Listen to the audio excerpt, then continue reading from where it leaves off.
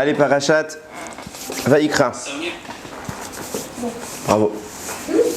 Bon, changement de décor, on a dit exceptionnellement on est là et on remercie Vanessa de nous accueillir. Comme il l'a dit, ça t'apporte la bracha.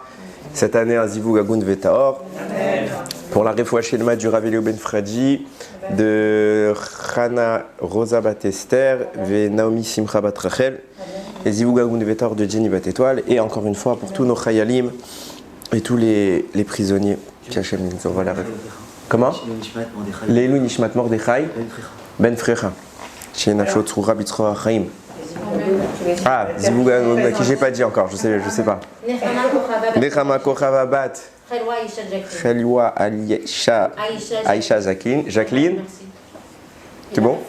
Stella Bat Kanina. J'ai quelqu'un de spécial qui vient, ça s'est passé ce matin. Petit problème de cœur. Donc, avec Léon Ben Julie Shoshana. Allez, on attaque. Alors, ce livre est l'un des plus compliqués sur un plan technique. On entame le 3e livre de la Torah et on va parler des sacrifices dans tout le livre. Okay, c'est pour ça que c'est compliqué parce qu'en fait ça nous parle pas trop à nous aujourd'hui parce qu'on fait plus de sacrifices et même au contraire on peut trouver à plusieurs égards, on va trouver ça un peu barbare, etc. Juste pour entamer la transition avec ce qui s'est passé dans la conclusion de Shemot, qui était le 2e livre de la Torah, et maintenant la transition qu'il va y avoir avec Vaïkra. Premier passouk, c'est Vaïkra Hashem el Moshe, Vadaber Hashem elav. Non, Vaïkra el Moshe, j'ai rajouté un mot, pardon. Vadaber Hashem elav, Meuel Moed les morts. Donc Hashem il appelle Moshe. Si on appelle, ça marque une distance. Quand j'appelle quelqu'un, c'est qu'il n'est pas proche. Et tout de suite, les commentaires vont mettre ça en approche. Et pour qu'on comprenne un peu ce qui se passe, il faut revenir à la conclusion. La semaine dernière, Moshe a érigé le Mishkan. Okay? Donc, suite au don de la Torah, la deuxième étape, c'était d'avoir un endroit où Dieu allait manifester sa présence sur terre. Okay? Donc, le Ramban écrit comme ça que le but du Mishkan, c'est de faire un Matan Torah permanent. On a vu Dieu au moment de Matan, enfin on n'a pas vu, on a entendu Dieu se manifester sur terre. C'est quelque chose qui a été unique dans toute l'histoire. Shlomo Ameler en a rêvé. Il dit Yishakeni minishikot piou, que tu m'embrasses des baisers de ta bouche. Il dit quoi? Il dit j'aimerais tellement qu'on puisse revivre l'événement de Matan Torah, l'événement où des êtres humains, de façon collective, ont subitement entendu Dieu leur parler. C'est pas Amavdil ben Kodesh Lechol, ça n'a rien à voir avec les autres religions où c'est un prophète qui dit des choses. On ne peut pas vérifier ce qui se passe quand un prophète il dit des choses. C'est vrai, c'est pas vrai. Même s'il fait un miracle, on peut l'expliquer de milliers de façons. On peut expliquer que ça peut être de la sorcellerie, on peut expliquer que ça peut être quelqu'un qui connaissait de la science qu'on ne connaissait pas, etc., etc. Par contre, quand toi-même t'entends Dieu, tu sais que c'est la vérité. Le prophète sait s'il ment ou pas.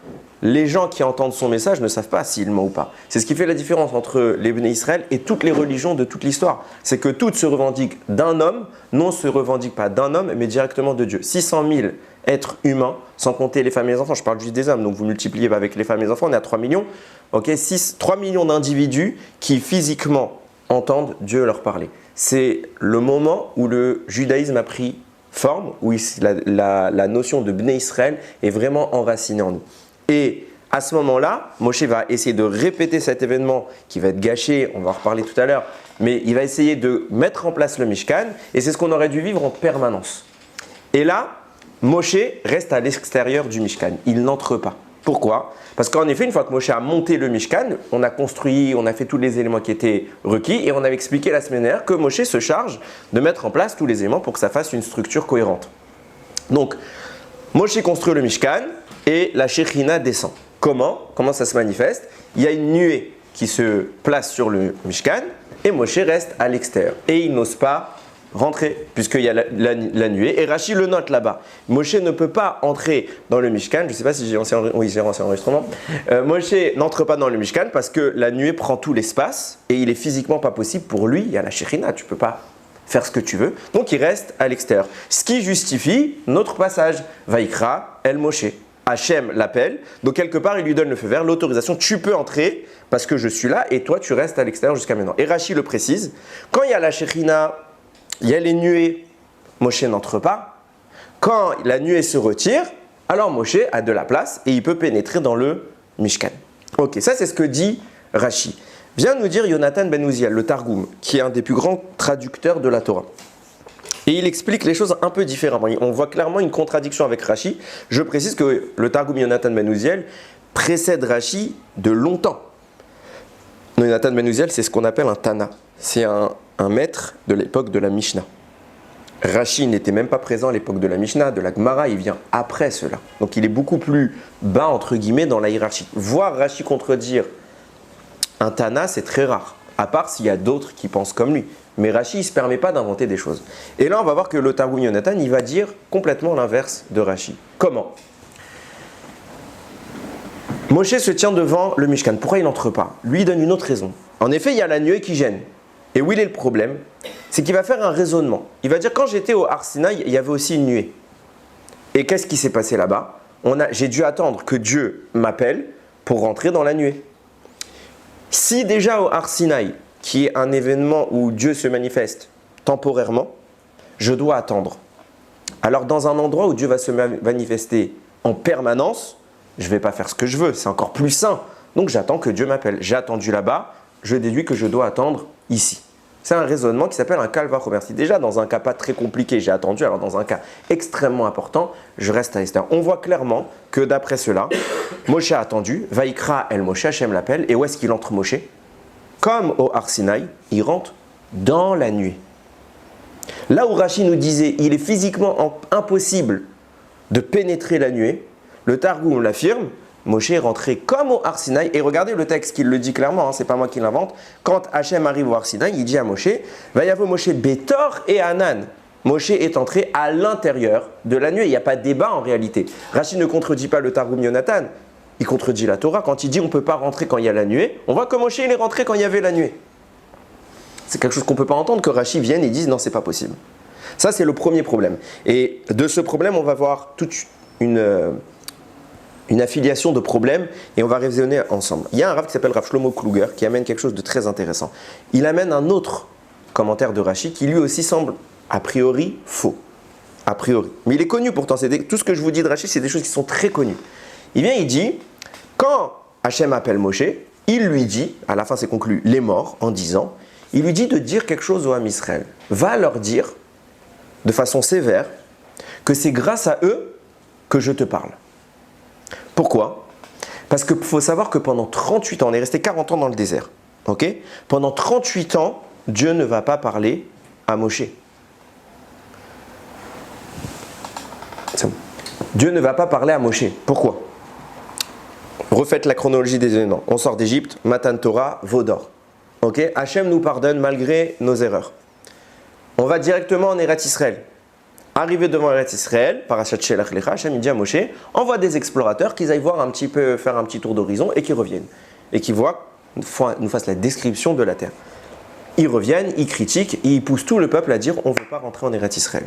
Hachem il dit vous ne voulez pas, eh bien vous ne rentrez pas. Toute la génération du désert, tous ceux qui sont sortis d'Égypte, mis à part Yehoshua et Kalev, tous meurent dans le désert pendant les 40 ans d'errance. Ça a duré 38 ans, parce qu'il y a eu le moment où on est sorti d'Égypte, Matan Torah, etc. Il nous restait un total de 38 ans. Pendant 38 ans, Dieu ne s'adresse pas une fois à Moshe. Ils se sont fait la tête, entre guillemets. Hachem ne veut plus parler avec Moshe. Donc Moshe n'était plus prophète pendant 38 ans.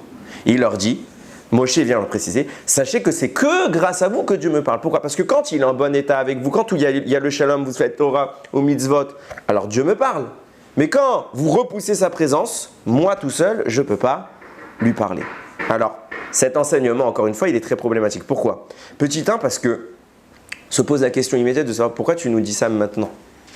Dis-nous ça au moment de la faute des explorateurs. J'entends, c'est cohérent, c'est le rapport là-bas de ces sujets. Mais maintenant, tu viens nous dire, au moment où on a fait le Mishkan, sache que c'est que quand il y a le shalom entre Hachem et les Bnei Israël que Dieu me parle, sinon il ne me parle pas. Pourquoi tu viens préciser ça ici ? Et le problème le plus grave, c'est que c'est faux. Moshe, il a parlé avec Hachem pendant les 38 ans. Oui, à chaque fois, mais il avait. Alors, faudra placer à chaque fois, chaque élément, à quel moment il s'est produit, mais il y a des cas connus. Par exemple, rébellion de Korach. Pour ceux qui connaissent, Korach, c'est le cousin de Moshe, qui va fomenter toute une rébellion contre son cousin, parce qu'il est jaloux que ce n'est pas lui qui a le leadership. Donc il veut enlever Moshe, il veut enlever Aaron. Bon, une rébellion. Hachem s'adresse à Moshe. Il lui dit quoi faire. Il lui dit fais ça, fais ça, fais ça, fais ça. Cet événement, il apparaît après l'exploration des Béné Israël en Israël. C'est après. Donc ça veut dire que si tu me dis que quand ils ont fait les Meraglim, ils sont allés visiter le pays, Hachem n'a plus parlé avec Moshe, alors comment il a parlé au moment de Korach? Et je vous cite Korach parce que je n'allais pas vous citer tous les cas où il a parlé, mais il y a plein d'endroits où on voit qu'Hachem il parle à Moshe. Tu fais comme ça, Moshe ne connaissait pas toujours tout, et il y avait des informations qu'il a eu besoin de recevoir. Donc, précisément, on voit qu'encore une fois, Rashi contredit l'évidence, on voit qu'Hachem parlait bien à Moshe. Alors la réponse elle est intéressante, écoutez bien. Parce qu'en réalité, ce qu'on ne comprend pas, c'est qui est Moshe. Et c'est objectif un peu de tout ce shiur de comprendre qui est Moshe. Alors, on ne pourra jamais comprendre qui est Moshe, parce qu'il n'y a pas d'homme qui a été comme Moshe. Lokam Navi Israël qui est Moshe Od. Ne s'est pas levé en Israël un autre comme Moshe. Il est inégalé et il sera inégal. Même Mashiach, il n'est pas plus grand que Moshe. Sachez-le bien. Même Mashiach, il ne sera pas plus grand que Moshe. C'était l'étincelle de Moshe. Alors, j'avais fait tout un shiur pour savoir où tu places Moshe, où tu places Mashiach, mais dans le premier jet que va être le Mashiach ben David, ce sera encore en dessous de Moshe. Et après, Moshe vient. Donc, c'est une deuxième étape. Excuse-moi, je comprends pas. Si c'est une étincelle, c'est une partie d'un tout. Ouais, c'est une partie d'un tout. Mais bon, je ne veux pas embrouiller les esprits, on va retenir juste que le niveau de proximité avec Hachem le plus haut, jamais atteint, Moshe. Donc, il faut comprendre c'est qui ce personnage. Vient nous dire le Rambam. Comprenez bien que tous les prophètes, lorsque Dieu s'adresse à eux, c'est quelque chose qui physiquement les détruit. Ça veut dire quoi? Leur corps ne peut pas supporter la révélation. C'est cohérent. Hachem, c'est la spiritualité absolue, et notre corps, c'est l'inverse de ça. Donc comment tu veux qu'un corps humain se mette à parler avec Dieu? Donc, immédiatement, quand Dieu se manifeste, le prophète, aussi grand soit-il, il s'effondre par terre, ses membres, il n'arrive plus à les contrôler. Ça peut être, alors on y vient, il y a plusieurs niveaux. Après cela, en fonction de la nature du prophète, de sa grandeur, ce sera un songe, ce sera un rêve la nuit, Hachem, parce qu'il ne pourra pas rester éveillé au moment où Dieu lui parle. Abraham, il y a plusieurs endroits où c'est montré par le Rambam, quand Dieu lui parle, il est au sol, il est par terre, il ne tient plus physiquement. Même Abraham dit, je ne suis pas en train de faire une hiérarchie avec les... Non, ce n'est pas le but. Mais même Abraham, il ne tient pas. Pourquoi? Parce qu'il est fait de chair et d'os. Il ne peut pas physiquement tenir face à Dieu. Le seul homme qui est éveillé quand il parle à Dieu, qui ne s'effondre pas, qui contrôle son corps de façon pleine et totale, qui n'a pas besoin de dormir, c'est Moshe Rabbeinu. Quand Moshe parle à Hachem, ou quand Hachem parle à Moshe, c'est comparé entre deux amis qui sont en train de discuter. PLP, panim el panim, face à face. Je ne sais pas si on imagine ce que signifierait le corps de Moshe Rabbeinu. Oui. Il n'avait pas dit que Moshe n'avait pas pu voir la face de Moshe. Il y a une différence entre voir et parler. On est bien d'accord. Vous avez tout à fait raison. Voir, personne sur Terre, et encore, mais c'est un shiur à part entière, actuellement, personne n'a vu la face de Dieu. Et c'est ce qui se passera après, il y a un niveau encore plus haut, etc. Mais en attendant, on dit par exemple de Rabbi Akiva qu'il a vu la face de Dieu. Mais qu'est-ce que ça signifie ça encore? Mais non. Il a atteint le niveau qui s'appelle l'avant. Ok, bon, c'est tout un sujet d'où vient la Neshama de Rabbi Akiva par rapport à celle de Moshe. Mais à la fin de la vie de Moshe, il a dépassé tous les niveaux, même Rabbi Akiva. Et on va parler à un moment du moment où ils se sont croisés Bachamem quand il y a eu le don de la Torah. Juste pour que d'abord j'introduise le sujet. Rabbi Akiva était plus grand que Moshe. À la base. Mais Moshe l'a dépassé. Je vais un peu introduire cette idée. Non, Rabbi Akiva c'est plus Yaakov. C'est ça? La fameuse anecdote. Ouais, exactement. Donc regardez bien. Moshe Rabbeinu, il atteint un niveau et je vais aller plus loin. Le Rambam écrit qu'il est le seul homme qui n'a pas besoin d'attendre que Dieu vienne lui parler pour parler à Dieu. Il peut lui-même parler à Dieu prophétiquement. Ça veut dire quoi? Par exemple très concret, quand il va y avoir un problème avec la loi de l'héritage, avec les filles de Tsélophrad. Leur père est mort, il n'a pas d'héritier, et ces filles ne savent pas quoi obtenir de leur père, parce qu'elles peuvent obtenir quelque chose, etc. etc. Moshe ignore la halakha. Moshe ne connaît pas cette halakha. Il y a une raison à cela. Pourquoi Moshe ne connaît pas cette halakha? Parce que cette halakha qui parle de l'héritage est afférente à la mort. Si la mort existe, il peut y avoir un héritage, mais s'il n'y a pas de mort, il n'y a jamais d'héritage. Or, Moshe n'est pas sur terre au moment de la faute du veau d'or. Et avant cette faute, la mort avait disparu du monde. Donc Moshe n'est pas dans l'expression normale de la vie. Donc quand Hachem lui enseigne la Torah, Bashamaïm, il ne lui parle pas de la mort parce qu'au jour d'aujourd'hui, la mort ne fait plus partie de l'équation. Vous avez réussi avec Matan Torah à réparer la faute d'Adam Arishon, donc il n'y a plus besoin de parler de mort. Après Moshe descend, la mort revient sur le monde et forcément là il n'a pas appris, donc il faut qu'il quelque part remonte, demander et poser la question à Dieu. Le seul homme qui n'a pas besoin d'attendre qu'Hachem se manifeste, c'est Moshe. Le seul homme qui n'a pas besoin de faire une préparation de plusieurs semaines. Il faut bien comprendre, il s'isolait, il se trempait au mikvé tous les jours, il priait, il se sanctifiait. Moshe, quand il veut. C'est pour vous dire ce qui sépare Moshe du reste du monde. Et Rav, Shlomo Kluger explique pourquoi les autres prophètes s'effondrent quand Dieu leur parle, là où Moshe peut tenir debout, c'est que tout prophète, pour parler à Dieu, doit se scinder entre son corps et son âme. Le corps ne pouvant pas supporter l'expression de Dieu dans ce niveau-là, alors son âme se retire et l'âme parle à Dieu avant de rentrer dans le corps. Donc forcément, quand tu retires l'âme d'un corps, il est proche de la mort. Il y a un élan qui reste parce que sinon c'est la vraie mort, mais la Neshama se scinde. C'est un peu ce qui s'est passé au moment de Matan Torah. Vous connaissez tous ce midrash qui dit qu'au moment de Matan Torah, Dieu dit Anochi, tout le monde meurt. Pourquoi? Parce que leur corps ne peut pas rester avec leur âme. C'est pas possible. La Neshama d'abord elle sort, elle entend le message et après elle est re-rentrée. C'est pour ça qu'il y a écrit Vechol Ha'am Ro'im et Akolot. Tout le peuple a vu les voix. La voix étant un son, on l'entend, on ne le voit pas. Comment c'est possible qu'on parle de la vision au lieu de l'audition? Réponse, parce qu'on n'est plus dans une expression corporelle, on est dans une expression extracorporelle. La Neshama, elle n'a pas d'œil, elle n'a pas d'oreille. Elle a la notion de la perception. Et quand vous la mettez dans un corps, cette perception se manifeste en fonction des orifices qui sont là. À l'image d'une lumière blanche. Vous prenez une lumière blanche et vous lui mettez un couvercle à 4 côtés. Un côté, c'est une vitre bleue, un côté, c'est rouge, un côté, c'est jaune, un côté, c'est vert. Vous allez avoir 4 couleurs. Du côté vert, il n'y a que le vert. Du côté rouge, il n'y a que le rouge. Mais pourtant, la lumière à l'intérieur, elle est quoi? Elle est toutes les lumières. Elle est blanche. C'est pareil pour la perception au niveau de la Neshama. La Neshama perçoit l'information. Elle a une sensibilité. Mais elle ne se distingue pas entre l'audition, la vision, l'ouïe, etc. C'est la même chose, oui, l'audition. Mais elle ne se distingue pas dans tous les 5 sens. C'est quand vous lui mettez un filtre, alors il n'y a qu'une manière de la perception qui se manifeste. Mais quand la Neshama sort du corps, à ce moment-là, Rohim est à Kolot. Parce que le son ou la vision, c'est pareil, c'est autodavar. Donc elle voit un son. Il n'y a plus de différence. Oui. J'ai une question. Toutes les Neshamot, en fait, elles perçoivent tous de la même manière une fois qu'elles sortent du corps ou pas? Est-ce que toutes les Neshamot perçoivent de la même manière? J'ignore parce que, Baruch Hashem, je suis encore en vie. Non, mais je ne suis pas dans les études plutôt smart. A priori, il n'y a pas de raison de dire le contraire. En tout cas, je n'ai pas d'éléments qui prouvent le contraire. Moi, quand j'étais petit, je me posais la même question sur la couleur. Est-ce que le bleu, on le voit tous de la même manière? Est-ce que le vert, on le voit tous de la même manière? A priori, oui. Non, il y a quand même ceux qui ne voient pas le... Non, ça s'appelle c'est une maladie. Mais a priori, quelqu'un qui est bien portant, il voit le bleu de la même manière que la personne inconnue. Bah, pareil, les Neshamot, il n'y a pas de raison d'indiquer que la perception soit dans. Par contre, il peut y avoir une variation d'intensité en fonction de la grandeur de la Neshama, naturellement. Plus la Neshama vient de haut, il y a beaucoup de différences dans les Neshamot. Il y a énormément de variations. Et on est quelque part une ramification chacun les uns des autres. Et en fonction, on va voir, on va expliquer un petit peu cette idée d'où vient, comment ça fonctionne, quoi. En tout cas, vous avez bien compris que Moshe s'inscrit dans un cadre purement différent. Tous les prophètes doivent retirer leur âme. Moshe a tellement purifié, raffiné son corps qu'il n'est fait plus obstacle pour parler à Hachem. De là, vous commencez à comprendre ce qu'a dit Rashi. Nous, on croyait que Rashi était en contradiction avec le Targum Yonatan Ben Uziel. Il dit Rashi, il ne peut pas Moshe rentrer dans la nuée. Pourquoi il ne peut pas rentrer dans la nuée?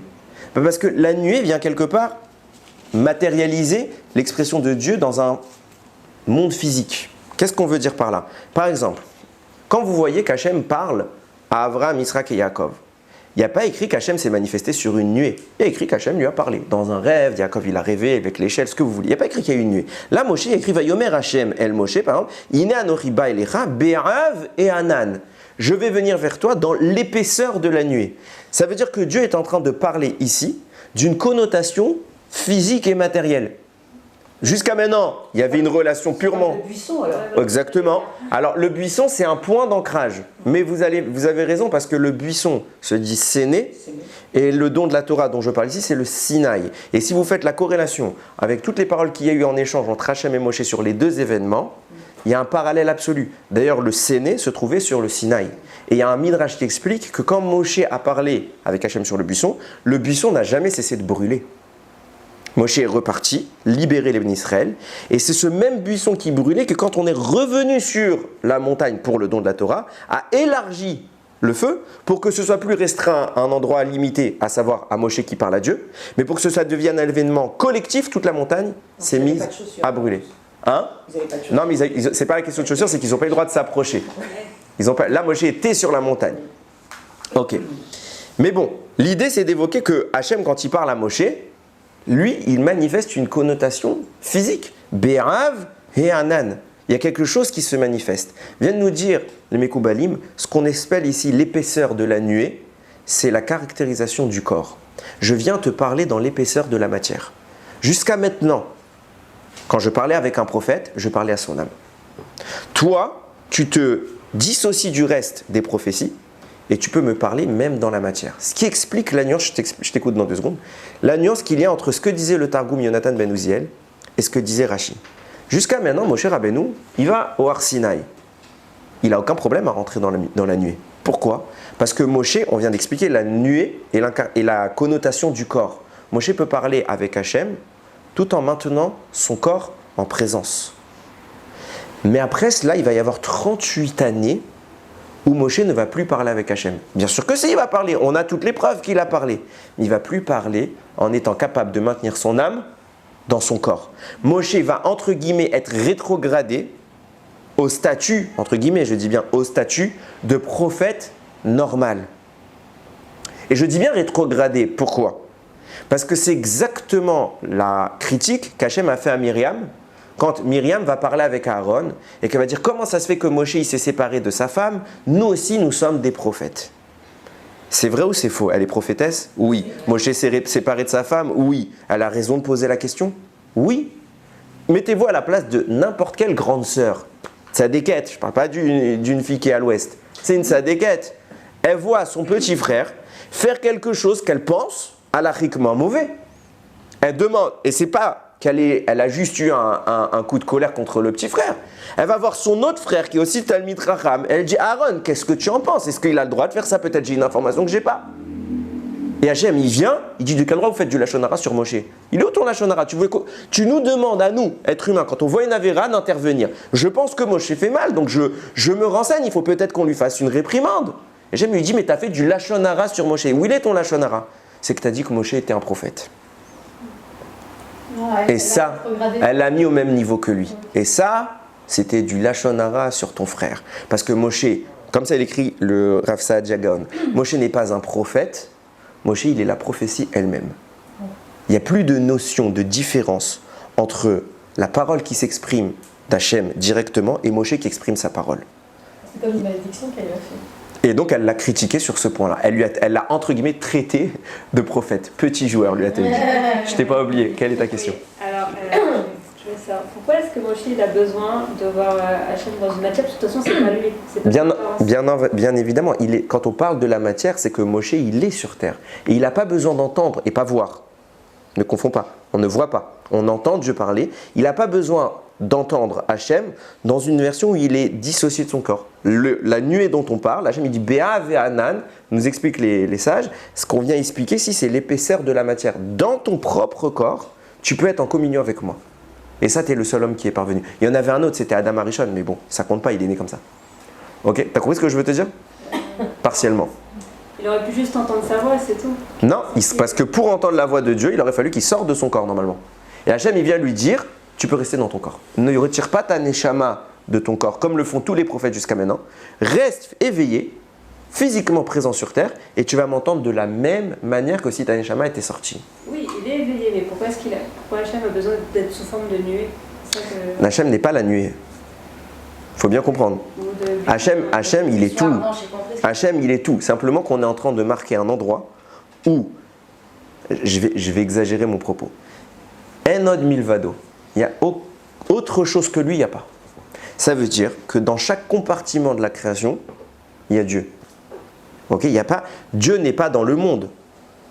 C'est très grave de dire que Dieu est dans le monde. C'est le monde qui est en Dieu. Parce que Dieu est largement supérieur au monde. Et il est la source profonde de chaque élément qui permet l'existence de l'élément. Ça veut dire que dans chaque atome, il y a Dieu. Non, mais pourquoi il s'est Donc pas j'explique, tu vas comprendre. Dans chaque élément, il y a Dieu. Tu vas me dire, alors, qu'est-ce que ça change, une table ou une nuée? Réponse, c'est certains endroits, le Mishkan, Matan Torah, etc. C'est certains endroits où Hachem marque plus sa présence. Ça veut dire que quand je vois une table, je ne perçois pas la divinité. Mais là, subitement, Akadosh Baruch Hu va permettre au monde de palper un peu plus le fait qu'il est derrière la matière. Ça veut dire qu'il enlève un peu le voile. Et subitement, en effet, on ressent ostensiblement un peu plus Hachem. Ce qui veut dire que n'importe qui passe à côté de la nuée, il n'est pas au même endroit que s'il passe dans la rue à côté de notre immeuble. Il ne sent pas Dieu quand il passe dans la rue. Par contre, tu passes à côté de la nuée, Hachem t'autorise un peu plus de C'est la même sentir. chose que les Israël, donc il y avait la Shrina dans la journée, la nuée, et le soir, la colonne. Alors, c'est deux manifestations différentes. Ouais. Il y en avait deux. Oui, mais c'est toujours la même, C'est toujours la même source. Ouais. Toujours, c'est Akadosh Baruch Hu. Et là, ce qu'on vient expliquer, c'est que maintenant qu'on a fait cette distinction entre le prophète normal et Moshe, on comprend. Quand Rashi nous a dit 38 ans, Dieu n'a pas parlé à Moshe Rabbeinu, c'est vrai. Il ne lui a pas parlé comme il lui parlait avant. Qu'est-ce qui s'est passé pour que Moshe perde cet accès-là? La faute des Meraglim. Il y a une distance qui s'est établie entre Dieu et le reste du peuple. Et Hachem me dit, mais ma grandeur, enfin Moshe dit, ma grandeur qui me permettait de parler avec Dieu éveillé, je la tiens de vous. Si vous êtes Béchalom avec Akadosh Baruch Hu, si tout va bien, il y a une harmonie entre Israël et le ciel, alors Moshe atteint les sommets de la connaissance. Sinon, il y a une Yérida. Puisque vous descendez, le Rav descend avec eux. On a le Rav qu'on mérite. Comme ça, la Gemara dit Masechet Ta'anit. Là-bas, il y avait Rava qui était en train de jeûner parce qu'il n'y avait pas de pluie. Il jeûne. Tout le Tzibour jeûne, il n'y a pas une goutte de pluie qui tombe. Viens le voir le Tzibour, vous connaissez comment sont les Bnei Israël. Il dit, je ne comprends pas. T'es un Rav ou t'es pas un Rav? Rabbi Hanina, okay, quand il n'y avait pas la pluie, il s'asseyait, il commençait en signe de deuil à enlever sa chaussure et déjà il y avait des torrents d'eau. Toi tu pries, tu jeûnes et rien. Il leur répond, c'est pas un problème de grandeur, j'étudie plus que Rabbi Hanina. Le problème ne vient pas de moi, il vient de vous. Vous avez le Rav que vous méritez. Si vous êtes haut, je suis haut. Si vous êtes bas, je suis bas. Pareil Moshe, il peut accéder à une grandeur supérieure, mais la limite du peuple juif va brider le potentiel de Moshe. Maintenant, J'espère qu'on mérite votre présence alors. Hein? J'espère qu'on mérite votre présence. c'est à vous de définir. Vous n'avez pas mérité très haut. Hein. Je suis désolé de vous décevoir. Regardez ce qui se passe. Quand on a ça à l'esprit, on comprend quelle va être l'attitude de Moshe face à la nuée.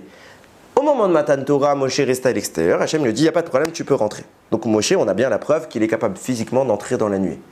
Après Matan Torah, Moshe Rabbeinu a fait face au veau d'or. Et là, il se pose une question toute simple. Il dit, mais est-ce que je suis resté au même niveau, moi, et surtout les Bnei Israël? Oui, les Bnei Israël ont chuté, il n'y a pas de problème. Mais qu'est-ce qu'Hachem a dit? Salarti, j'ai pardonné. Est-ce que tu as pardonné Mamash ou tu n'as pas pardonné Mamash? Et donc Moshe Rabbeinu ne va pas rentrer dans la nuit. Il va se poser la question, je vais rester à l'extérieur. Et je vais voir si Dieu m'autorise à entrer encore dans la nuit. Et s'il le fait, ce sera la preuve qu'Akadosh Baruch Hu a réellement pardonné la faute du veau d'or. Mais s'il ne m'autorise pas à rester physiquement conscient, alors il n'a pas réellement pardonné. Et ça, c'est un problème parce qu'Hachem a dit ça l'arti. Moshe attend. Et à ce moment-là, Akadosh Baruch Hu lui dit Vaïkra el Moshe.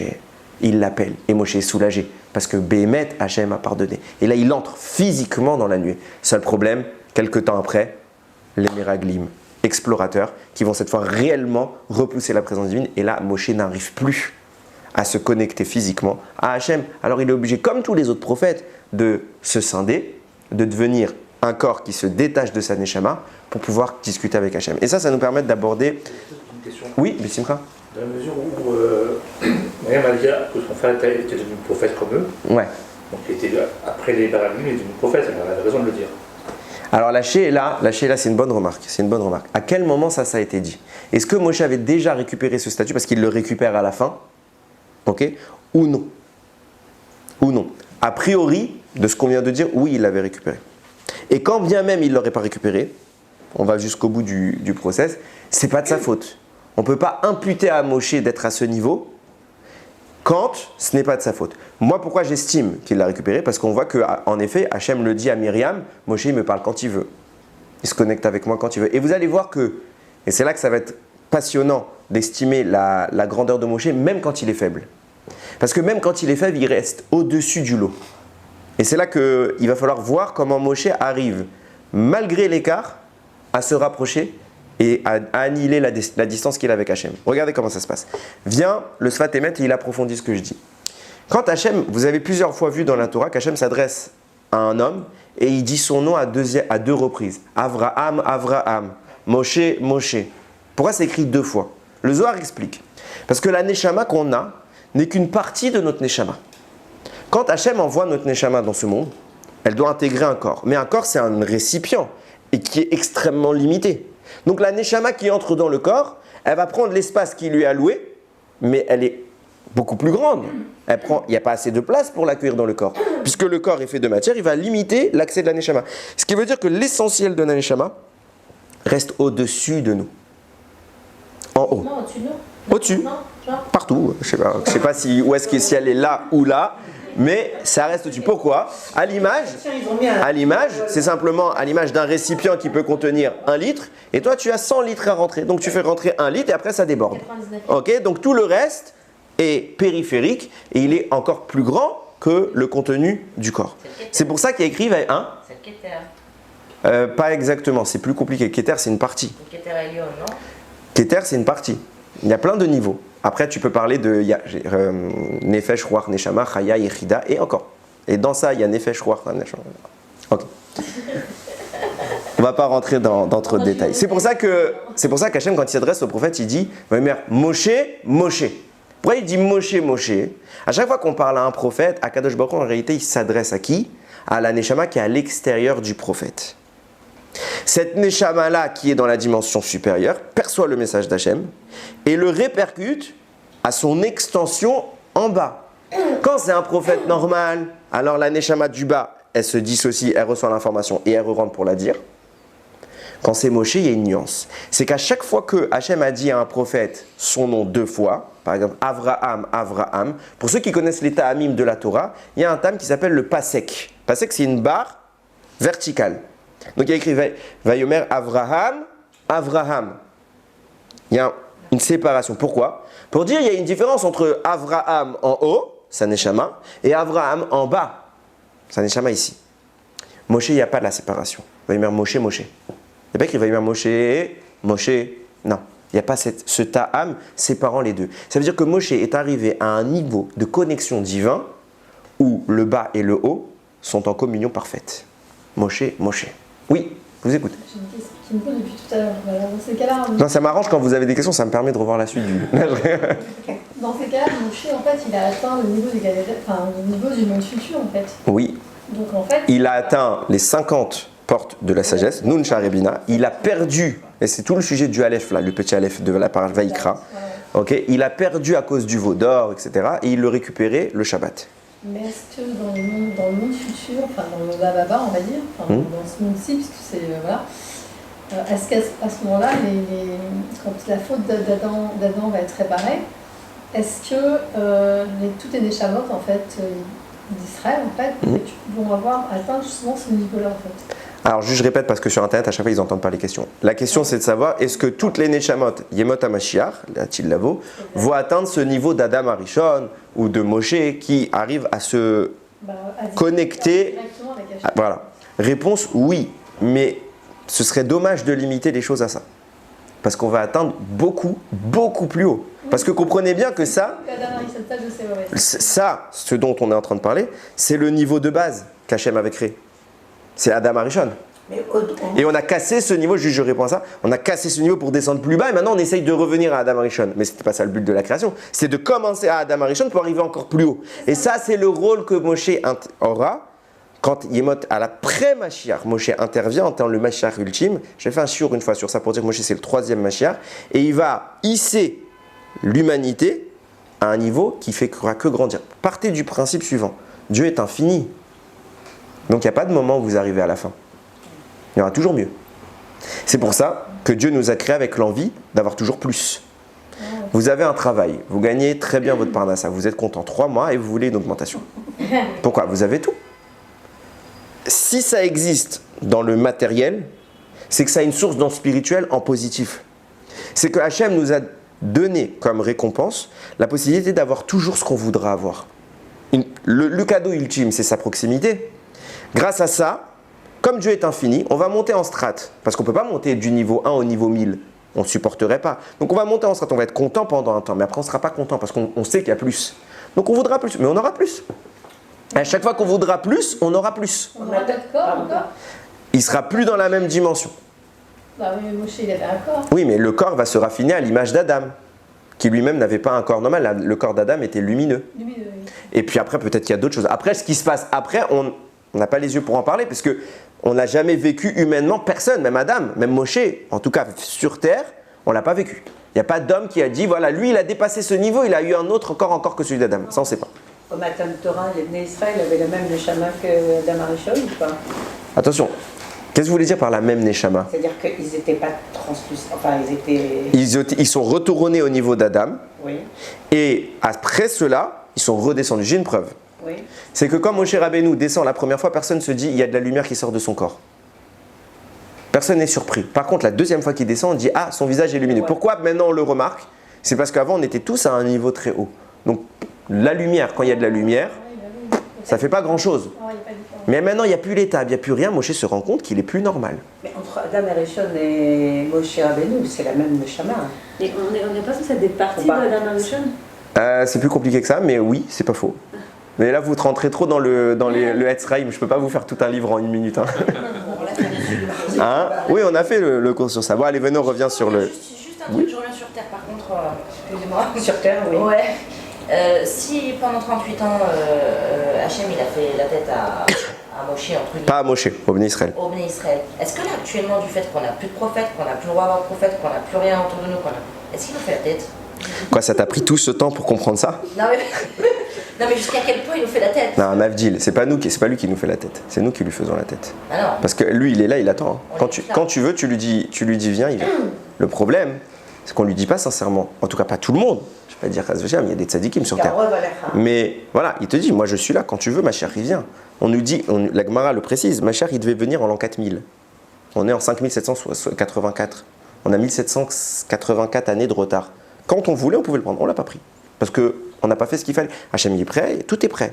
Depuis Briat Haolam, tout est prêt. Là, Le seul qui n'est pas prêt, c'est le peuple juif. Mais tout est prêt. mais là, c'est sur un plateau en ce moment. Amen. Amen, qu'on tire le plateau. Et que... Amen, qu'on y vienne. Il faut le robe alors. Et qu'est-ce que tu veux faire Non, là, on n'a pas dit diaspora, ça. alors On verra. Comment ça on verra? On verra qui a dit qu'il fallait le rov. Alors ça veut dire quoi? Qui a dit qu'il fallait que tous les juifs soient prêts? Quand on est sorti Tous, c'est d'Égypte, l'Europe, il y a une distinction. même qui t'a parlé d'une quantité? Quand Hachem il estimera que c'est bon, c'est bon. Ça se trouve, ce sera X%, 2 fois X%, prophète. Mais il n'y a rien écrit dessus. Pas écrit. Il n'y a pas écrit. On n'est pas prophète pour dire cela. Allez, on reprend. Regardez ce qui est en train de se passer. On a expliqué donc qu'il y a les deux dimensions de la Neshama. Moshe. Moshe est le seul homme qui arrive à joindre les deux dimensions. Okay, et la capacité de Moshe, c'est que c'est à double sens. C'est soit une descente de Dieu vers lui, ou soit une montée de Moshe vers Dieu. Okay, il a fait la jonction des deux parties de sa Neshama. Il y a un Mefaresh qui s'appelle Rav Ginsburg, comme ça, qui est très intéressant. Il dit maintenant, qu'est-ce qui se passe? Venons, on analyse l'état dans lequel Moshe se trouve quand il est obligé de scinder son corps de son âme. À savoir, pendant les 38 années où Dieu ne s'adresse plus frontalement à lui et qu'il retourne à un statut entre guillemets normal de prophétie. À ce moment-là, on voit que Moshe parvient à parler à Hachem. Quel est le procédé par lequel Moshe arrive à établir une connexion? Et j'ai envie de vous dire permanente parce qu'il y arrive tout le temps, Moshe. Quelle est l'étape? Il explique comme ça, c'est écrit que quiconque étudie et répète son étude, et bien Hachem se tient en face de lui et il étudie et il répète son étude. Qu'est-ce que ça veut dire? Il y a une notion dans l'étude qui s'appelle l'étude lishma. Ça veut dire quoi lishma? C'est ce qu'on explique par la notion de leshem shamaim. Quand je fais une mitzvah lishma, je ne la fais pas pour moi, je la fais pour zéro intérêt autre que faire la volonté d'Akadosh Baruch Hu. C'est le plus haut niveau d'accès à la pratique. Je vous donne un exemple pour que vous compreniez c'est quoi une étude lishma ou une mitzvah lishma. Le Gaon de Vilna, Sruto Yaganalin. Un jour, c'était Sukkot, et dans toute la ville où il était, il n'y a pas un étrog, rien. Pas de loulab, rien. personne ne pouvait cette année-là faire la mitzvah du loulav. Il y a un riche qui a réussi par miracle, avec toute sa fortune, à obtenir un loulav, un etrog et les 4 espèces au total pour faire un bouquet. C'est le seul. Maintenant, comment il va faire? Il fait sa mitzvah, lui, il n'a pas de problème. Mais le gun de Vina, c'est pas à lui le loulav. Il envoie son émissaire et il lui dit, voilà, demande à ce monsieur qui m'autorise à faire la mitzvah avec son loulav. Le gun de Vina qui te demande ça, t'es fier, tu te dis, Bessimcha et tout. Monsieur, il a une chutzpah. Il lui dit si, bien mieux que ça. Il lui dit, il revient, il dit, voilà, il demande, l'émissaire revient, il dit au gars de Vina, Rav, je ne peux pas vous donner sa réponse. Il dit, pourquoi j'ai honte? Il dit, qu'est-ce qu'il a dit? Il a dit, j'accepte à une condition. C'est que quand tu vas faire ta mitzvah, tout le mérite que tu obtiens de cette mitzvah, il n'est pas pour toi, il est pour moi. Toi, tu n'as rien. En clair, tu fais une mitzvah et tu n'auras rien bachamaïm. Et là, le gars de Vina qui se lève de joie et qui dit, toute ma vie, j'ai voulu réaliser une mitzvah, l'Eshem Shamaïm. Maintenant, je peux. Parce que la seule raison qui fait que je vais faire cette mitzvah, c'est Dieu. Parce qu'en fait, je n'y gagnerai rien. J'aurai jamais une récompense. La seule raison pour laquelle je vais faire cette mitzvah, c'est lui. Ça, c'est l'Eshem Shamaïm. Comment on en arrive à l'Eshem Shamaïm? Dans l'étude. Et on nous dit, tout celui qui étudie pas l'Ishma, c'est pas grave qu'il étudie quand même parce que au début, c'est pas l'Ishma, mais après, ça viendra l'Ishma. Pourquoi? Quand j'étudie pour moi, j'étudie pas pour lui, il faut être franc. Si j'étudie pour pouvoir frimer, combien je suis Talmid Chacham, combien je connais, etc., alors c'est objectivement, c'est pas pour moi, c'est pas pour lui. Comment ça va devenir que c'est pour lui? Il explique c'est quoi le vrai secret de l'étude pour Hachem. Il dit en réalité, qu'est-ce qu'on vient de dire? Quand on étudie, Dieu est en réalité en face de nous et lui-même étudie. Et ce que nous disons, ce n'est pas notre intellect qui en est le producteur. En réalité, c'est nous ne faisons que répéter ce que Dieu dit juste en face de nous et que notre Neshama est capable d'entendre. Nous ne sommes pas capables de l'entendre. Dieu le dit, notre Neshama le perçoit et elle nous le transmet dans le cerveau. Quand on croit que nous sommes l'élément qui a innové quoi que ce soit dans la Torah, alors on n'est pas dans le Lishma. Parce qu'on a trop de distance avec Akadosh Baruch Hu. Donc on ne sait pas que c'est lui qui nous parle. Mais quand on en arrive dans notre étude à une innovation et qu'on perçoit à 100% qu'elle n'est pas de nous, que c'est devenu un flash comme ça, que c'est Akadosh Baruch Hu qui nous l'a donné, sache que ton étude, elle est l'Eshem Shamaim. Et si au début elle ne l'est pas, c'est parce que tu n'es pas encore au niveau. Étudie, et au fur et à mesure de l'entraînement que tu vas vivre, ton oreille va s'acclimater et elle va entendre le murmure de la Neshama qui est en train de répéter ce que Akadosh Baruch Hu est en train de lui dire. L'étude ne vient pas de nous, c'est un cadeau qu'Akadosh Baruch Hu nous glisse discrètement dans l'oreille. Et c'est sur cette base qu'on commence un peu à comprendre les choses. Regardez un peu, la première des remarques, c'est que finalement, Moshe Rabbeinu, quand on recoupe un peu tous les éléments, c'est comme ça qu'il explique le Agra des Kala. Moshe Rabbeinu, il est devant la nuée. Il se dit, Ribono Shel Olam, on vient de faire le Vaudan. Maintenant, je ne sais pas si moi, je peux, depuis mon corps, me connecter à toi. Qu'est-ce qu'il fait, Moshe? Il étudie. Comment on voit qu'il a étudié? Il a dit comme ça, le Targum Yonatan Ben-Uzziel. Il a dit, quand j'étais devant la montagne, est-ce que j'ai eu le droit de rentrer? Non. J'ai dû attendre qu'Akadosh Baruch Hu m'appelle pour que j'entre. Forcément, dans notre cas à nous, qui est encore plus important que la montagne, je déduis que la halakha, c'est que j'ai pas le droit d'entrer de mon propre chef. Je dois attendre Vaikra El Moshe. Donc Moshe, pourquoi il n'est pas rentré? C'est parce qu'il était en train de réfléchir quelle était la halakha. Ai-je le droit ou n'ai-je pas le droit de pénétrer dans le Mishkan? Et ça s'appelle de l'étude. Moshe, il a analysé, il a comparé des textes et il a comparé une attitude pour savoir comment se comporter. Ça, c'est ce que Akadosh Baruch Hu attend de chacun des bénis Israël. Avant de lever le petit doigt, réfléchis ce que c'est assour ou c'est permis.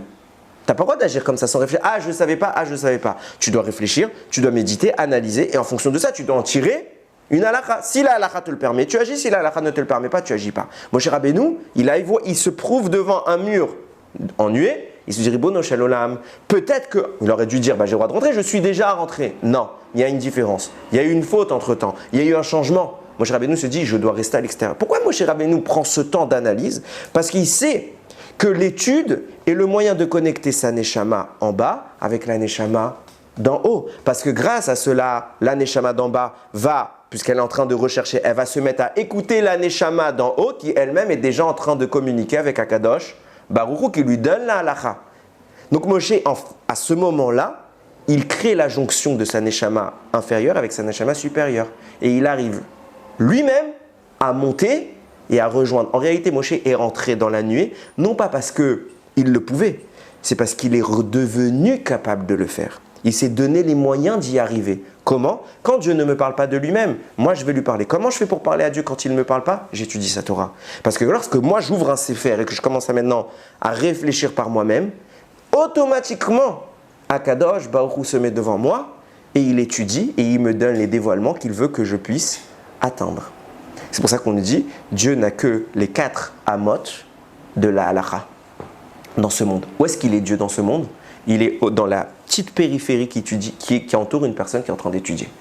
Parce que pour que nous, humains petits que nous sommes, puissions comprendre sa Torah, il faut qu'il vienne nous l'expliquer. Pourquoi il en faut 2 pour que la Shrina soit... Non, 1. Il y a écrit dans la Gemara Masechet Brachot, tout celui, il y a écrit quand il y a 2. Et la Gemara dit même 1 après. Elle dit celui qui est tout seul et qui est en train d'étudier, la Shekhinah l'entoure dans les 4 amot de la halakha. 4 amot autour de nous, c'est tout petit. Là, il est là. Là, on est en train d'étudier, forcément, la Kadosh Baruch Hu, il est là. Et ce qui fait qu'on peut comprendre, vous et moi, n'importe quel propos, c'est parce qu'en réalité, au-dessus de nous, nos neshamot, elles sont en train d'écouter le shiur. Vous n'êtes pas en train d'écouter mon shiur, vous êtes en train d'écouter son shiur, qui nous autorise de comprendre.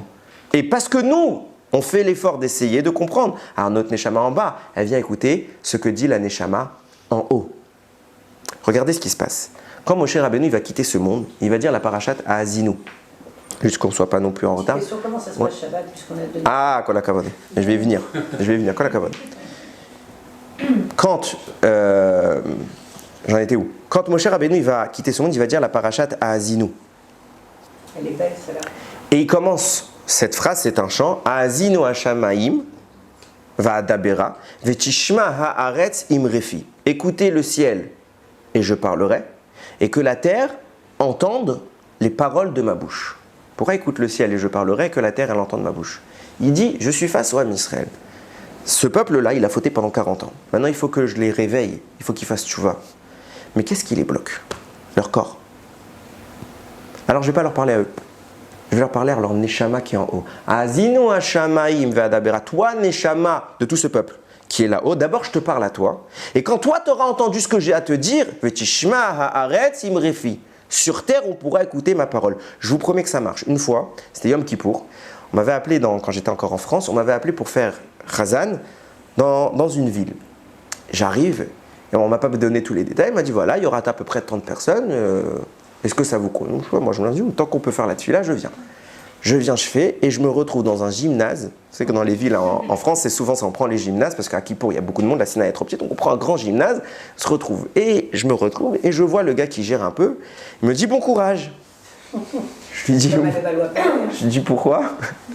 Il me dit, c'est toujours très compliqué. Je lui dis, pourquoi? Il me dit, bah écoutez, vous allez voir que tout Kippour va très bien se passer jusqu'à Mincha. Parce que jusqu'à Mincha, on est 50. Vous allez commencer Hachem Sefatay à Mincha, 10 minutes après, on est 250. Oui, c'est ça. Et dans un gymnase, ça résonne. Je lui fais et il me fait donc, tout le monde parle, parce qu'en fait, c'est des, entre guillemets, des juifs qu'on appelle, malheureusement, on appelle ça comme ça, mais c'est des juifs de Kippour. C'est le seul jour de l'année où ils viennent prier, ils ne connaissent rien, ils ne savent pas lire. Donc, comme ils s'ennuient à la synagogue, ils discutent. Il me dit, donc ça fait souvent le Rav, il s'énerve, il y a tous les ans c'est un nouveau Rav, il s'énerve, etc. Je fais, waouh, je suis tombé.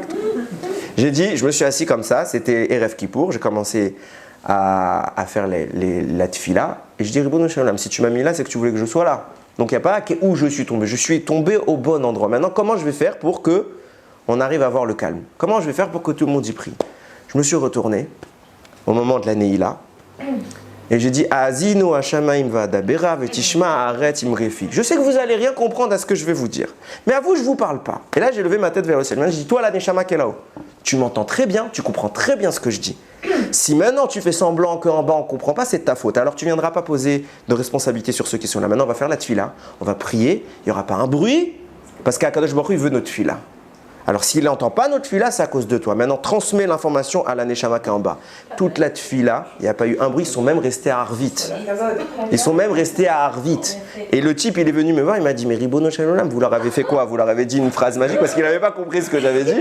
Je dis, non, ne vous inquiétez pas, je ne suis pas un marabout. C'est Akadosh Baruch Hu, la Neshama. Tous les Bnei Israël, ils ont une Neshama. Tous les Bnei Israël, ils entendent.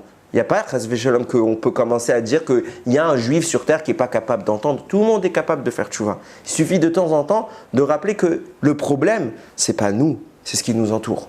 Et c'est exactement ce qu'on est en train de voir ici. Quand Moshe Rabbeinu, et regardez, c'est ce qui va se passer. Quand Moshe Rabbeinu, il arrive devant la nuée, il se connecte à Kadosh Baruch Hu. Et qu'est-ce qui se passe? Il arrive à créer la situation de ce qu'on a appelé l'ishma. L'ishma, c'est pas moi qui parle, c'est Dieu qui me parle. Et regardez, c'est intéressant, les lettres l'ishma, c'est les mêmes lettres que les Moshe. Parce qu'il est l'incarnation parfaite de ce que je suis en train d'évoquer. Il est la jonction entre les deux niveaux. Et quand on va poursuivre l'analyse, vous connaissez, et c'est ce qu'on a dit tout à l'heure, la fameuse histoire de Rabbi Akiva. Maintenant, on va aborder une nuance qui est très importante. À plusieurs reprises dans le Talmud, vous trouvez cette notion qu'on appelle Halacha le Moshe Misinaï. C'est une loi transmise à Moshe au Sinaï. Exemple. Souvent, les réformés, quand ils veulent nous dire « Ouais, c'est pas écrit, c'est pas écrit, c'est pas écrit », on leur dit « Mais pourtant, vous mettez les tefilines, vous aussi, les réformés ». Je fais « Oui, vous pouvez leur poser la question, c'est écrit où dans la Torah le mot tefilin ?» C'est pas écrit. C'est écrit nulle part. C'est écrit où qu'il faut que ce soit une boîte carrée? C'est écrit nulle part. C'est écrit où les lanières? Nulle part. C'est quoi? Halacha le Moshe Misinaï. C'est une loi que Moshe a transmise au Sinaï. Maintenant, il faut bien comprendre la nature de ce propos. Quand on dit Halacha le Moshe Misinaï, ça fait force de loi. Il n'y a pas de débat. Quand c'est Rabban Gamliel, Rabbi Akiva, Rabbi Shimon Bar Yochai, qui tu veux qui parle, il y a possibilité de débat. Il peut y avoir un Rav en face de lui qui n'est pas d'accord. Du même niveau, Rabbi Meir, Baalanes, il peut ne pas être d'accord avec Rabbi Shimon Bar Yochai. Eh bien alors, t'es un Tana, je suis un Tana. Bras de fer entre les deux. Débat, marloquette. Halacha le Moshe Misinaï, il n'y a pas de marloquette. Comme Moshe il a dit, tout le monde se la ferme. Donc là, Halacha le Moshe Misinaï, elle prend le statut d'une parole qui vient de Dieu. Puisqu'on ne peut absolument même pas débattre dessus. Dieu avait lui-même le talit et de toute façon. Pas shoot, mais en tout cas, le statut de cette halakha, c'est la même chose que quand il y a écrit Vasu lachem tzitzit. Et vous ferez pour vous des tzitzit. C'est Hachem qui a dit, quand Moshe dit halakha le Moshe Misinaï, c'est Hachem qui me l'a dit au Har Sinaï, Zeoto Davar. Alors je ne comprends pas pourquoi tu le dis à Moshe au Sinaï pour en faire une force, pour lui donner la force de la loi aussi importante que la Torah écrite. Pourquoi tu ne l'écris pas dans la Torah écrite? Parce que l'oral, on peut le perdre. L'écrit, on ne le perd pas. Les écrits s'envolent. Non, les paroles s'envolent, les écrits restent. Toujours quand tu veux faire une phrase, il faut la dire avant parce que... C'est des lapsus intéressants. C'est pas grave. Oui, ça peut s'envoler, c'est un écrit malheureusement. Blague à part. Pourquoi tu l'écris pas? Quelle est la différence d'un point de vue juridique entre une Halacha le Moshe Misinaï et la parole d'Hachem qui est écrite dans la Torah? Il n'y a pas de différence. Il y a écrit titit, on fait titit. Il y a écrit Moshe, il a dit tefilin carré, on fait carré. Il n'y a pas de débat. Mieux que ça. Si tu me dis que c'est une halakha le Moshe Misinaï, donc tu l'as dit à Moshe au Sinaï, il y a mieux que ça comme support. Il y a un livre entier que c'est pas Dieu qui a écrit. Qui l'a écrit? Moshe. C'est quoi ce livre? Devarim. La Torah s'arrête à la fin de Bamidbar. Hachem il a tout dit. Après Moshe vient, il dit, et les Devarim. Voici les choses que Moshe il va dire. Et tout ce 5e livre, c'est Moshe qui parle au peuple juif et c'est lui qui écrit le texte. Jusqu'à maintenant, c'est Hachem qui dicte. Là, Hachem ne dicte plus rien. Il n'y a pas une partie de Yoshua, non? Dans un des... Non, à la fin, Yoshua, il va écrire les dernières lettres. Ok? Parce que Moshe devait partir, etc. Mais, en attendant, si tu me dis que Moshe, il a été capable d'écrire des paroles qu'on va mettre au même statut que les 4 premiers livres de la Torah, puisqu'on ne va pas appeler ça les 4 livres de la Torah, on va bien dire les Chamisha Chumshe Torah. Il y en a 5. Donc, Devarim, il est au même statut que les autres. On ne l'a pas mis de côté. Mais alors, pourquoi, Moshe, tu me fais certaines fois, tu me dis Halakha le Moshe Misinaï, et les autres, tu me fais un livre dessus et qu'on appelle ça la Torah écrite? Réponse. Écoutez bien ce qui se passe. Au moment où Moshe Rabbeinu il est monté au Har Sinaï, c'est écrit là-bas qu'il a croisé Akadosh Baruch Hu en train d'écrire, il a croisé. Il a vu Hachem en train d'écrire le Sefer Torah. Et sur le Sefer Torah, pour ceux qui ont déjà vu, au-dessus des lettres, il y a ce qu'on appelle les tagim. Les tagim, c'est des petits ornements, des petites couronnes. Et Moshe ne comprend pas c'est quoi. Il dit à Akadosh Baruch Hu, c'est quoi ça? Et il lui répond, il dit, viendra un jour un homme qui s'appelle Akiva. Et il va sortir des halachot et des halachot de chacun des petits traits que je suis en train de mettre. Moshe, il est choqué. Il dit, c'est qui ce monsieur? Il dit, je veux le voir. Il fait, regarde, retourne-toi, il est derrière toi. Et donc Hachem le projette dans le chiour de Rabbi Akiva. C'est quoi? On est dans Retour vers le futur. Il a avancé dans le temps. Et d'un coup, il a vu Rabbi Akiva. Et là, on écoute. Alors, on continue l'histoire, parce qu'il faut aller jusqu'au bout du délire. Moshe écoute, il est un peu derrière pour que ce soit discret, parce qu'il ne faut pas le reconnaître, etc. Il entend toute l'histoire, il entend Rabbi Akiva qui explique des choses, et Moshe, il comprend rien, ni au propos de Rabbi Akiva, ni au propos de ses élèves. Il dit, Ribono Shalom, attends, c'est moi qui a donné la Torah ou pas? Il dit oui, comment je peux ne pas comprendre ce que je leur ai moi-même donné? Il est triste. Et à un moment, il y a un élève, il lève la main, il dit Rabbi Akiva, vous êtes en train de nous expliquer ci, ça, mais d'où vous avez, c'est quoi la preuve? Et il dit Halakha le Moshe Misinaï. C'est une loi que Moshe nous a donnée au Har Sinaï. Je comprends, si Moshe il te l'a donné au Har Sinaï, il ne la comprend pas lui-même sa loi, on ne s'en sort plus. On s'en sort plus. Halakha le Moshe Misinaï. Et là, Moshe il entend ça, il fait ah, ça va, je reste le boss. Chas Shalom. C'est quoi cette histoire? Eh bien, on comprend tout ce que je vais vous dire avec ça. Je vous ai expliqué quoi? Il y a une Neshama Bashamaïm, il y a une Neshama Baaretz. La Neshama qu'on est en train de voir de Rabbi Akiva, c'est pas Rabbi Akiva avec un de fait de chair et d'os. C'est un Neshama dans le ciel, elle a sa yeshiva, avec ses talmidim, ils sont en train d'étudier. Et Moshe, il vient et dit Halakha le Moshe Misinaï. Rabbi Akiva, il dit Halakha le Moshe Misinaï. C'est quoi le problème? Pourquoi on transmet la chose de cette manière? Et pourquoi Moshe ne comprend pas cette halakha? Très simple. Parce qu'en réalité, nous dit le Pri Tzadik. C'est quoi une halakha le Moshe Misinaï? C'est simplement le résultat de l'étude personnelle de Moshe Rabbeinu. Moshe Rabbeinu, il a étudié dans sa vie. Oui, Hachem, il a donné la Torah. Et vous croyez qu'il est resté, ça, il m'a donné la Torah, ça y est, je connais tout. Je fais recherche avec mon ordinateur quand j'ai besoin d'une info. Non, Moshe, il a cherché à agrandir ses connaissances de Torah. Parce qu'il n'y a pas de limite à ce qu'on peut atteindre. Il voulait monter encore en strate. Et donc, il a innové des enseignements que Dieu ne lui avait pas donnés. Et en effet, c'était Dieu qui le disait, comme avec la Nashama, et Moshe l'obtenait. Et ça, c'est ce qu'on appelle une halakha les Moshe Misinaï seulement. C'est quoi alors dans ce cas-là? Puisque tu me dis que c'est des innovations et que le livre de Devarim, c'est une innovation de Moshe. Encore une fois, c'est quoi la différence? Très simple. Comme Moshe, il était pendant les 38 années où il ne pouvait pas se connecter physiquement à Kadosh Baruch Hu, alors comment il faisait pour se connecter à Hachem? Il devait étudier la Torah. Toutes les innovations qu'il a obtenues à ce moment-là s'appellent halakha les Moshe Misinaï. On ne peut pas l'écrire, c'est la Torah orale, parce que là, c'est dans un mouvement ascendant. C'est depuis la terre, Moshe Rabbeinu qui monte vers Akadosh Baruch Hu pour étudier et entendre sa parole. Tandis qu'au moment de l'écriture du livre de Devarim, Ramim disent Moshe ouvrait sa bouche et la parole d'Hachem sortait de sa bouche. Pourquoi? Parce que Moshe Rabbeinu est retourné à ce moment-là, on est au dernier jour de sa vie, donc il est retourné en état de communion avec Hachem, au point où, de son corps, il peut prophétiser avec Akadosh Baruch Hu. Et puisqu'on rentre dans le statut prophétique, alors ça s'appelle un livre de la Torah. Et Moshe Rabbeinu, quand il a réfléchi de lui-même, ça s'appelle une halakha, les Moshe Misinaï. Ah, alors pourquoi tu ne comprends pas quand Rabbi Akiva il vient et il explique? Mais rappelez-vous, à ce moment-là où Moshe Rabbeinu monte pour voir Rabbi Akiva, il est dans quel niveau? Où il scinde le corps ou il peut rester dans son corps? Il peut rester dans son corps, puisqu'il n'y a pas encore eu le veau d'or. Donc Moshe Rabbeinu, à ce moment-là, quand il monte, son appréhension de la Torah, c'est quoi? C'est le corps qui entend directement Hachem et qui s'exprime au travers de sa bouche. C'est pas la réflexion de l'homme qui cherche à comprendre et à entendre Dieu. C'est une transmission immédiate. Et il entend Rabbi Akiva en train de réfléchir comment monter étape après étape jusqu'à arriver au message qui s'appelle halakha les Moshe Misinaï. Il dit mais pourquoi il fait tout ce pile-poule?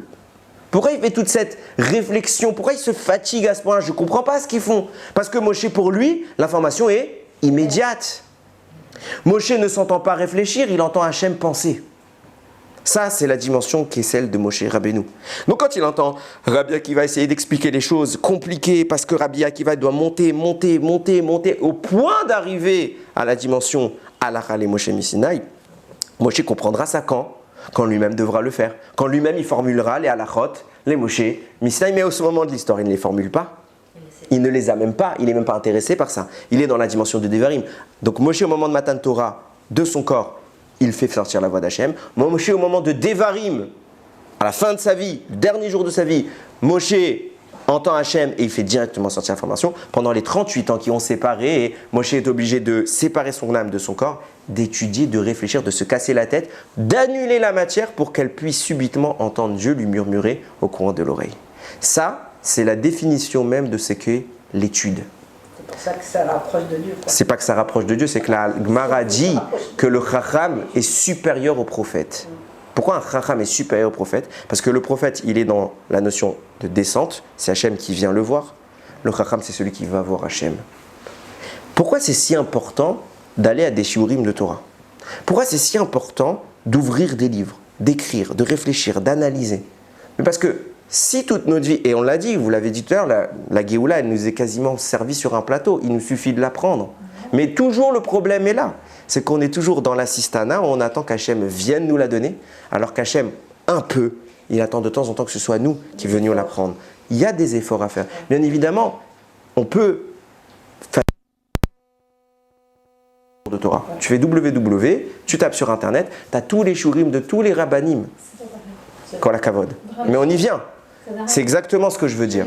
C'est que quand vous êtes dans l'aspect passif, assis sur le canapé, popcorn, coca, et vous écoutez quelqu'un parler, vous savez très bien, on a tous vécu ça. On a la tête qui tourne, il y a un petit bruit, on tourne la tête, ça n'a rien à voir. Quand vous êtes en présence du chiour, quand vous êtes, et je vais dire, le chiour, c'est encore un niveau médiocre. Le vrai niveau, c'est de se fatiguer soi-même et de lire, de réfléchir, d'avoir des questions et de chercher des réponses. Et quand on ne les a pas, d'aller demander à plus grand que soi.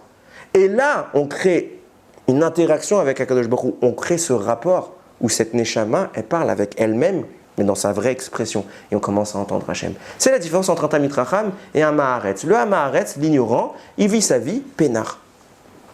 Il marche dans la rue avec son chien, tout va bien. Il fume sa cigarette, il va voir ses amis de temps en temps. Il n'a pas de chélote, il n'a pas de problème. Le Talmid Chacham, tous les 2 pas, il a un problème. Si un goy rentrait dans la tête d'un Talmid Chacham, je lui laisse 2 secondes avant de devenir complètement dingue. Quelle est la position de ma tête? Je ne peux pas la mettre vers le haut, c'est la source de la gava. Je ne peux pas la mettre trop bas parce que ce serait montrer que je dénigre la présence d'Hachem. Je dois la mettre à hauteur où je peux voir mes pieds quand je marche. Ça, c'est quand je marche. Mais maintenant, s'il y a des gens devant moi et qu'il y a un manque de tsniout, je ne peux pas non plus me mettre comme ça, donc je dois détourner. Quand je parle, est-ce que ce que je vais dire va insinuer du lachon hara? Non, je n'ai pas le droit de le dire. Est-ce que la discussion que je vais avoir va provoquer chez quelqu'un que peut-être il va parler de choses? Je n'ai pas le droit de le dire. Quand je prends un élément que je veux manger, où il pousse? Est-ce que c'est vrai, ça s'appelle un vrai arbre? Est-ce que c'est pas un vrai arbre? Est-ce que c'est mésonote? Est-ce que c'est agéfen? Est-ce que...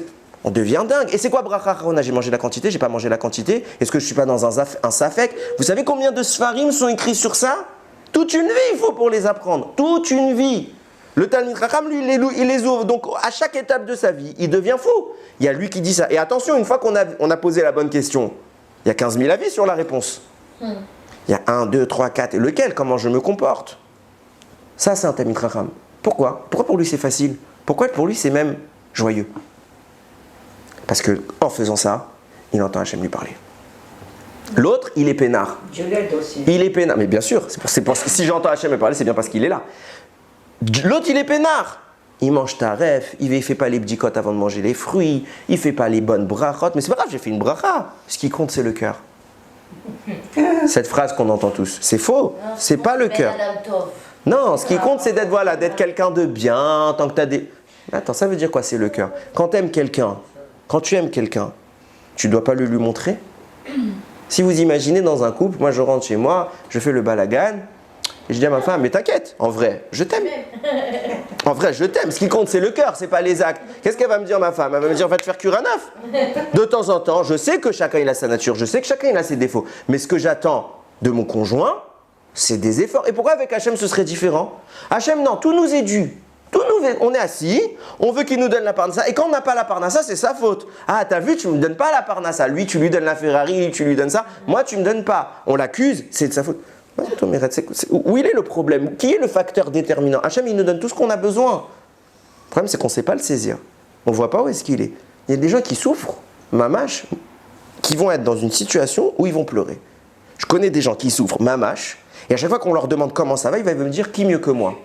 Il y en a beaucoup qui disent qu'ils sont pas bien.